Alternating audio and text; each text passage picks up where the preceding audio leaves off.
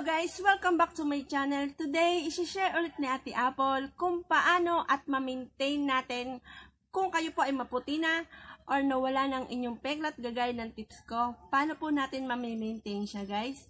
Ito po, hindi na tayong papaligoy-ligoy pa. Para po ang kutis nyo po guys ay parang mamula-mula na super puti. Yung legs nyo, yan, kapag inyong inilantad sa madlang people ay parang talagang hahabulin po kayo ng tingin kasi super puti po niya, tapos mamula-mula. Yun lang po ang magiging sikreto natin ay ang apple cider. Then, walang kamatayan. Honey. Honey po, walang kamatayang honey. Then, a-apply natin siya ng, eto po lotion kasi, Jergens. Yan. Yan guys, ma-share ko lang. Dati nga kasi po, marami po akong peklat. Hindi po ako talaga nakakapag-short. Pero once guys na kuminis na siya, ang sarap mag-short sa labas. Tapos mapapansin nila ang kinis ng legs mo na mamula-mula. Alam niyo po yung parang akala mo laking aircon ka. Parang laking yaman effect.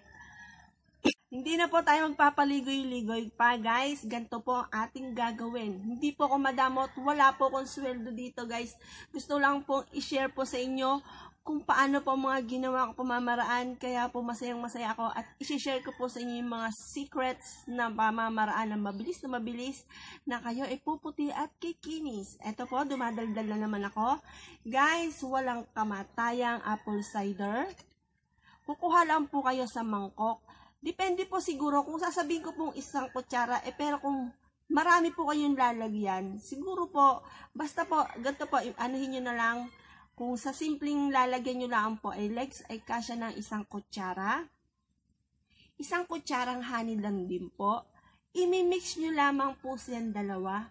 Tapos po, ibababad nyo lamang po siya ng 20 minutes guys. Hindi na po natin kailangan guys ng matagalan na babad.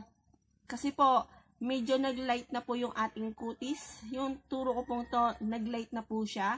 Kasi po, pag sa una na maraming peklat, kailangan natin guys ang babad ng honey. Pero once na nagla-light na at gusto nyo pong ma-maintain, 20 minutes lamang po.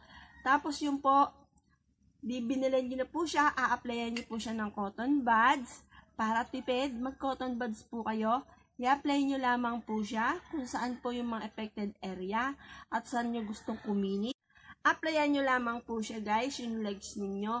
Tapos 20 minutes, unlow po guys, unlow po mabuti para hindi po mangamoy yung apple cider, mangangasim po kayo. Pwede nyo pong hugasan uli ng inyo pong sabon, kung ano pong inyong sabon. Pero payo ko lang po, siguro po kung tayo ay gusto talaga natin pumuti, ang isabon po natin ay Kojic soap. Or kahit may mga scrap naman pong Kojic soap, pwede na po yun, nakakaputi na po yun guys. Basta yung mga tipong nakakaputi pong sabon, iyon pwede na po yun guys.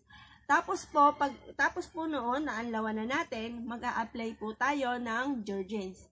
Para sa akin po, ito po pinaka-the best na Jergens na lotion. Para sa akin po kasi, ang Jergens po na original, yan po, ito pong lotion na to ay masyado po siyang sticky. Kasi po, pag masyadong sticky, naglalas po yung sa ating katawan. Kaya lang po, yun nga po, sticky, malagkit po siya. Kaya, tiis-tiis po. Pero, ang bilis po makaputi, guys, pag po sticky yung lotion nyo. Masyado pong mabilis makaputi. Kaysa po doon sa pagka-apply nyo, nakaka-dry. May ganun pong lotion, guys, nakaka-dry. Pero ito po, hindi po ma-dehydrate ang inyo pong skin. Tapos, yun po, guys, ang pinaka-payo ko lang po sa lahat. Pag po tayo ay magpapaputi, guys, wala naman po tayong kailangang ano bang tawag doon? Sa mga tao. Kasi nasa bahay naman tayo. Pag nasa bahay po tayo, guys, mag-leggings na lang po tayo o kaya jogging pants. Para po pag inilabas po natin siya, pag lalabas tayo at gusto nyong pumorma, guys, makakaporma kayo. Mapapansin po kaagad ang unang-una ay ang legs nyo dahil super kinis niya. Kaya po guys, payo ko lang kung halimbawa nasa bahay lang po tayo, mag-leggings na lang po tayo. Tapos, yun po, o kaya jogging pants.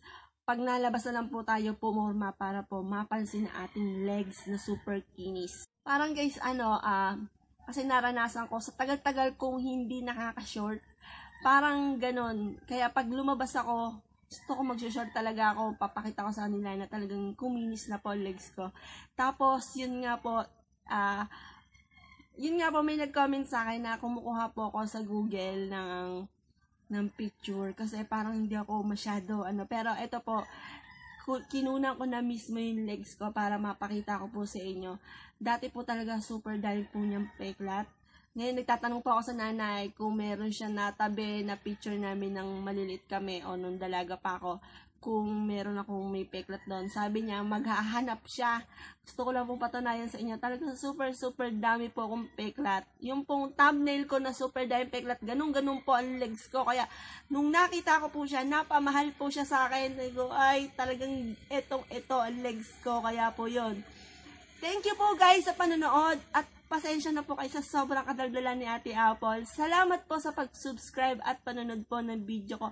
At hiling ko po na lahat po ng mga payo ko po sa inyo ay umepekto kasi natutuwa din po ako. May mga nagko-comment din po sa akin sa Facebook na nagpapasalamat po sila na parang effective nga, parang one time niya lamang pong nagawa, tapos parang sobra daw pong smooth daw po ng skin, tapos parang naglighter daw po ang kanyang peklat. Ayun po, nagpapasalamat po ako sa inyo guys. Salamat po sa panonood. At hiling ko po lahat po ng payo ko ay umepekto po sa inyo. Thank you po.